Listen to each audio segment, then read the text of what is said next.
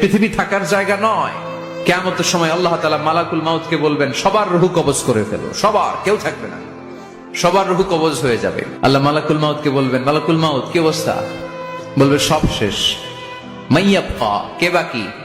মালাকুল মাউত বলবে জিনেরা বাকি, যাদেরকে দেখা যায় না। আল্লাহ বলবেন জিনদেরকেও শেষ করে ফেলো, রূহ কবজ করো। মালাকুল মাউত জিনদের রূহ কবজ করবে। আল্লাহ এবার জিজ্ঞেস করবে, ইয়া মালাকাল মাউত আখবিরনি মাইয়াবকা, এবার বলো আর কে বাকি? মালাকুল মাউত বলবে, আল্লাহ মানুষগুলো সব শেষ, জিনগুলাও শেষ, এবার বাকি ইবলিস শয়তান। কে বাকি? ইবলিসরেও শেষ করো, ইবলিসও শেষ। আল্লাহ আবার জিজ্ঞেস করবেন, ইয়া মালাকাল মাউতি মাইয়াবকা, আর কে বেঁচে আছে বলো?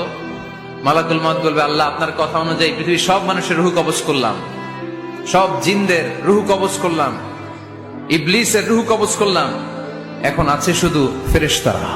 আছে কারা? যাও ফেরেশতাদের রূহ কবজ করো, ফেরেশতাদের রূহ কবজ হয়ে যাবে। এবার আল্লাহ জিজ্ঞেস করবেন, ইয়া মালাকাল মাউত আখবিরনি মাইয়াবকা। মালাকুল মাউত বলবে, আল্লাহ আপনার কথা মতো ধরে ধরে সব শেষ, ফেরেশতাও শেষ, 4 জন ছাড়া। কয়জন ছাড়া? জোরে বলেন, কয়জন ছাড়া?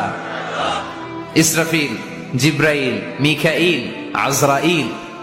আল্লাহ এই 4 জন আমরা বাকি। আল্লাহ বলবে, যাও ইযহাব